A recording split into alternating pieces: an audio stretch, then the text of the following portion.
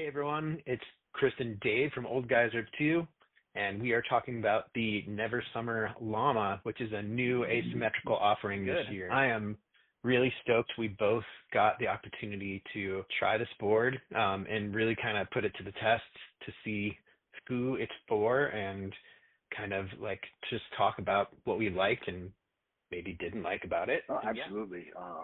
I'm always stoked to review anything in the Never Summer line. We haven't had too many boards that we've been disappointed in.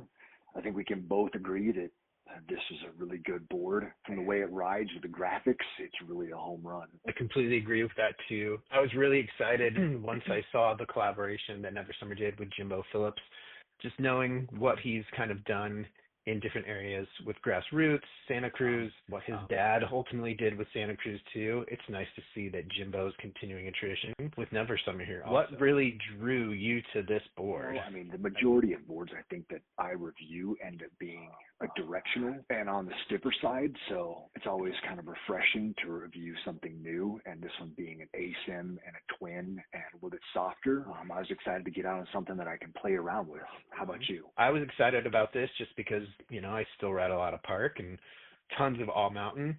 So just looking at the asymmetrical properties, the other boards in Never Summer's lineup that I really liked too, starting off with the FunSlinger, even going back there. So this really kind of drew me into that as well. I love an asymmetrical board just because of how it helps with carving. And also the freestyle elements of it too. And you mentioned riding in powder. Any other kind of areas you rode it into? Try to get this out in like every condition possible. I did get it out in powder, and it floats okay, but it's not a directional, it's not a powder board. So it was okay, but if it was super deep, you definitely want to ride something else. On like Groomers and hardpack, I thought this board charged. It was fun to kind of play around with butters and presses, and I thought it carved really well and held really well. I don't ride a ton of park, but the park that I do ride, I thought the board handled it great, and I appreciated the forgiveness of the board. How about you? I know you mostly ride it in Colorado. So I pretty much rode this Eldora, Copper Mountain, hitting the park, Groomers, a lot of resort riding with it too, but I totally agree. I think this is kind of like an all mountain ruler. So anyone looking at this, you're looking for, it feels so good in the park.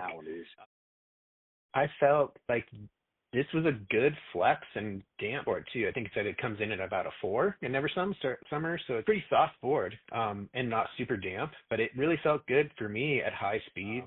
The Recurve camber profile really was a nice touch too. I love what they've done with that too, feeling mostly camber with a little bit of kind of rocker in there too. Had great pop for me, and yeah, I was really excited about what Never Summer's doing with that Recurve camber. How about you? I have not been a huge fan of like that rocker camber. I don't like the kind of the feeling of looseness between the feet, so I definitely appreciate the Recurve. I think it rides really like a traditional camber, and I love kind of like the snow feel under my feet, and very stable at speeds. I agree with you that it's a pretty damp board, and I think I found it to probably not be quite a 4 in flex, and maybe if I was on the shorter board, it might have been a little more playful. I'd probably say it was more of like maybe a 5. What did you think about, we've got, their carbon VXR kind of layup in there too, which is those 2 big carbon V's at the tip and the tail too. How did you feel about that too? Did it feel like you had, good pop on the nose and the tail too with that also when you were playing around with it? Oh, absolutely. And I think like it's stiff where you want it to be because of that, and it not having carbon between the feet, I definitely appreciate, like with presses and maybe coming down like on the tail, like off a jump. It's pretty forgiving. What did you think of it? I liked it too. I think for doing nollies and ollies, it felt really, really good. And popping on takeoffs of a jump, I felt like I could really get that in there too, just like you would on pretty much a really close camber board also. So I think they did a good job with that too. Obviously, we've got a really nice base material in this too. Their typical sintered base is in here too. The Durasurf XT sintered 5501 base, if you really want to nerd out on it. After a while, this absorbs wax really, really well, and I think it stays on and is really strong on there too. Did you have any? I've had no issues with it getting core shots or anything yet. How about you? I always appreciate Never Summer's, base material. It's tough, it's durable. I mean, there's times like where you run something over and you're kind of like, oh crap, and then you get to the bottom and like not even a scratch. And it does hold wax really well, which I definitely appreciate. For me, this board really fits into, I would love to ride this board all year round, whether I'm riding all mountain, doing freestyle on the mountain, like inbounds, if it's just like hitting side hits or taking it through the park.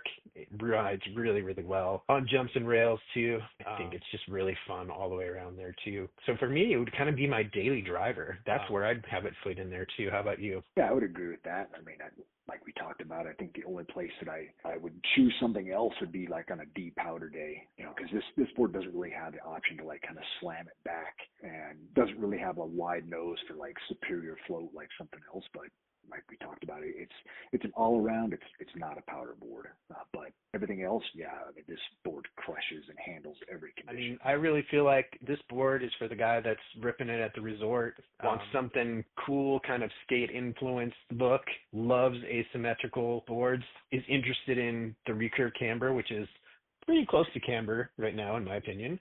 I think it's geared towards that person that really wants to get into that too, man or woman.